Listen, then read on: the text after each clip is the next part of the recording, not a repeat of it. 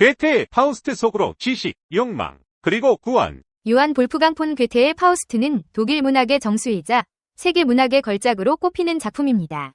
이 작품은 괴테가 평생에 걸쳐 완성한 비극으로 인간의 지식에 대한 끝없는 갈망, 도덕적 갈등, 그리고 구원에 대한 탐구를 중심으로 전개됩니다. 파우스트는 두 부분으로 구성되어 있으며 이 두 부분은 서로 다른 시대와 문학적 성격을 가지고 있습니다. 괴테는 이 작품을 통해 인간 존재의 복합성을 탐구하고 철학적, 신학적, 그리고 문학적 담론을 통합하려 했습니다. 제1부, 인간의 욕망과 도덕적 갈등. 파우스트의 제1부는 인간의 욕망, 특히 지식에 대한 갈망과 그로 인한 도덕적 갈등을 중심으로 전개됩니다.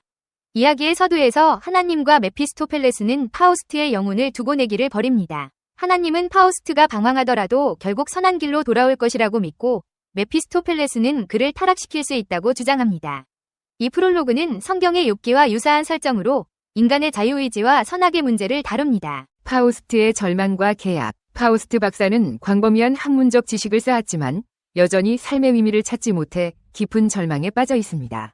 그는 지식이 삶을 풍요롭게 하지 못한다고 느끼며 결국 마술의 의지에 메피스토펠레스를 소환합니다.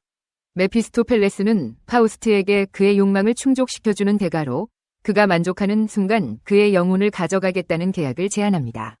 파우스트는 더 이상 잃을 것이 없다고 생각하여 이 계약에 서명합니다. 그레첸의 비극. 메피스토펠레스는 파우스트에게 젊음을 되돌려주고 그를 통해 파우스트는 젊은 처녀 마가레테 그레첸과 사랑에 빠집니다. 그러나 이 사랑은 결국 그레첸과 그녀의 가족에게 비극을 초래합니다. 그레첸은 파우스트의 아이를 임신하게 되지만 사회적 비난과 죄책감으로 인해 유아살해를 저지르고 감옥에 갇히게 됩니다. 파우스트는 그녀를 구하려 하지만 그레첸은 자신의 죄를 자각하고 구원을 거부하며 죽음을 맞이합니다.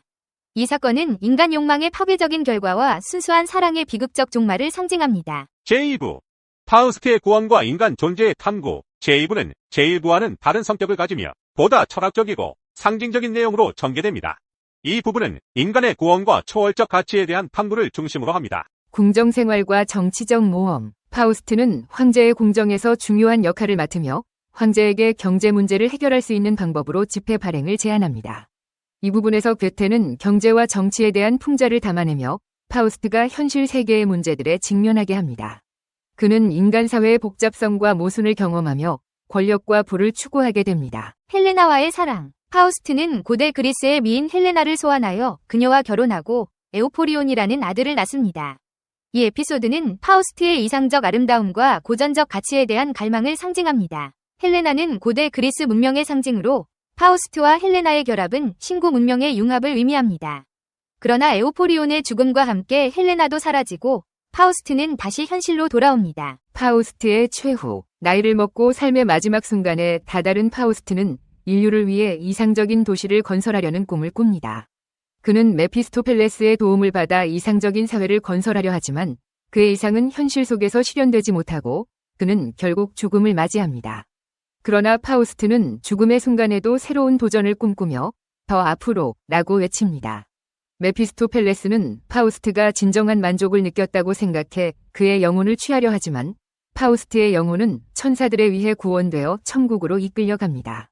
이 결말은 인간의 끊임없는 노력과 구원의 가능성을 상징합니다. 파우스트의 주요 등장인물과 그 상징성. 파우스트 박사. 주인공 파우스트는 인간 지식과 경험에 대한 끝없는 갈망을 상징하는 인물입니다. 그는 학문적 지식으로는 삶의 의미를 찾지 못하고 메피스토펠레스와 계약을 맺음으로써 자신의 욕망을 실현하려 합니다.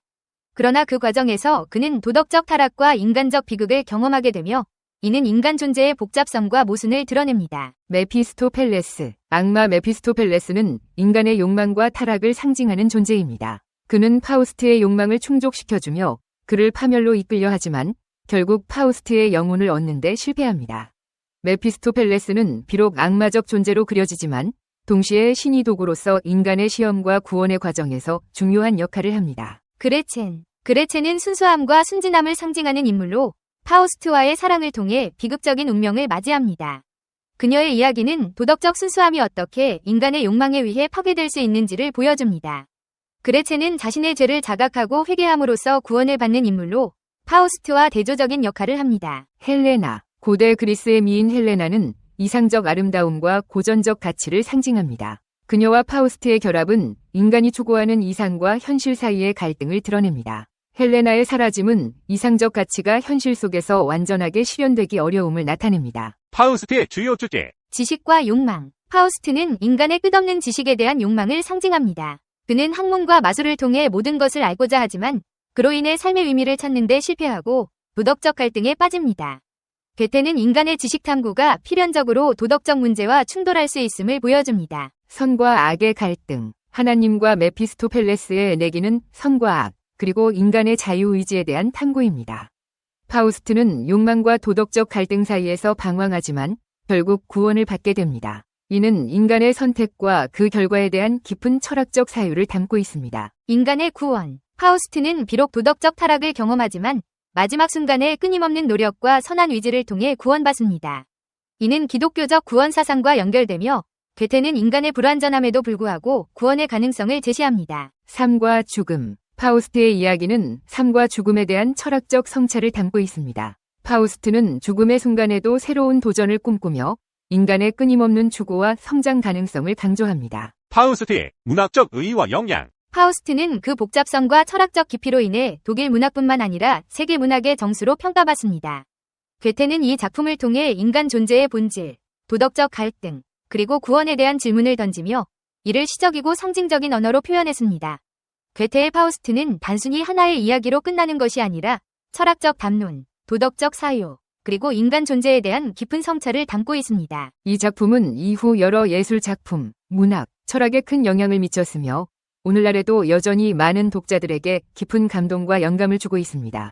파우스트는 괴테의 천재적 창의성과 철학적 깊이가 결합된 작품으로 인간의 지식, 욕망, 도덕적 갈등, 그리고 구원에 대한 복합적이고 심오한 탐구를 담고 있습니다. 이 작품은 그 복잡성과 철학적 깊이로 인해 단순한 서사 이상의 의미를 가지며 독자들에게 끊임없는 사유와 성찰을 요구합니다.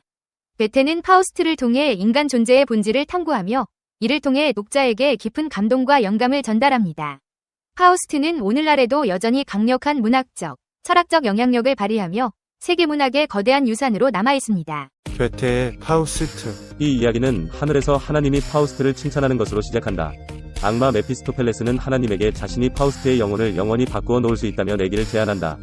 하나님은 파우스트를 몹시 신임했기 때문에 악마와의 내기에 응한다. 대학생 시절 파우스트는 자연을 이해하고 싶지만 책에 쓰인 글을 통해서가 아니다. 그는 하나님처럼 자연을 마음껏 부리고 싶지만 그것은 인간의 능력을 초월하는 일이다. 대신 그는 흑마술을 부려 메피스토펠레스를 불러낸다. 그리고 메피스토펠레스와 거래를 했다. 메피스토펠레스가 파우스트를 이승에서 70년 동안 인생을 마음대로 즐기며 살게 해주는 대신 파우스트는 저승에서 몸과 영혼을 다해 메피스토펠레스에게 봉사하기로 했다. 악마는 약속을 지켰다. 그러나 결국 파우스트는 악마와의 약속을 어겼고 하나님은 그를 천국에 들어오도록 허락했다. 메피스토펠레스와 파우스트의 관계는 환영을 통해 이루어진다. 그는 파우스트를 마법의 담요에 태워주고 선술집에 데리고 가서는 테이블에 포도주가 흘러넘치게 하여 그를 기쁘게 해준다. 그 다음 그들은 마녀의 집으로 가고 그곳에서 파우스트는 거울에 비친 아름다운 여인을 보고 첫눈에 반한다. 다음날 파우스트는 메피스토펠레스의 도움으로 마가레트라는 여인을 만나 사랑에 빠진다. 그날 밤 둘은 남몰래 만나고 그 다음날 그들의 미래 사실을 알게 된 마가레트의 오빠 발렌틴은 파우스트에게 결투를 신청한다. 파우스트는 발렌틴을 죽이고 그곳을 떠나 두 번 다시 돌아가지 않는다. 얼마 후 메피스토펠레스는 파우스트를 마녀들의 밤에 데리고 가고 그는 그곳에서 마가레트의 환영을 본다. 그녀는 파우스트와의 사이에서 난 사생아를 물에 빠뜨려 죽인 혐의로 재판을 받는다. 그녀는 감옥에 갇혀 처형을 기다리는 동안 정신착란까지 일으킨다. 그 후 파우스트는 트로이의 헬렌을 연인으로 삼고 싶다고 요청한다. 메피스토펠레스는 환영을 만들어 파우스트를 고대의 전사 모습을 한 젊은이로 보이게 한다. 파우스트는 헬렌을 얻고 그들 사이에 아들도 태어난다. 그러나 그 아들은 어릴 때 죽고 헬렌은 사라진다. 그 다음 50년 동안 파우스트는 메피스토펠레스와 함께 신과 여신들 사이를 오가며 온갖 종류의 모험을 하고 마지막으로 조류를 잠재우고 바다를 개간해 간척지를 만들기로 결정한다. 이 일을 추진하는 동안 파우스트는 몇몇 무고한 불법 거주자들의 죽음을 명령한다. 그대로 이 일은 성공적으로 끝났고 이제 너무 늙어버린 파우스트는 숨을 거둔다. 메피스토펠레스는 파우스트의 영혼이 육체를 떠나는 순간 그를 데리고 가려고 무덤에서 기다린다. 파우스트는 인간이 알고 있는 거의 모든 죄악을 저질렀기 때문에 악마는 자신의 승리를 확신한다. 그러나 하나님이 악마와의 내기에서 지는 불상사는 일어날 수 없는 법. 하나님은 회개조차 하지 않은 오만한 파우스트를 천국으로 데리고 감으로써 악마를 무릎 꿇게 한다. 파우스트는 부와 지식 그리고 쾌락까지 모든 것을 가졌다. 모든 안락과 사치를 누리고 무절제와 도착을 경험했다. 파우스트는 하나님과 악마를 교묘히 저울질하고도 화를 면했다. 그는 궁극적으로 성공한 사기꾼이었다. 파우스트는 망나니 같은 삶을 살고도 천국으로 들어갔다. 어쩌면 우리에게도 기회가 있을지 모른다.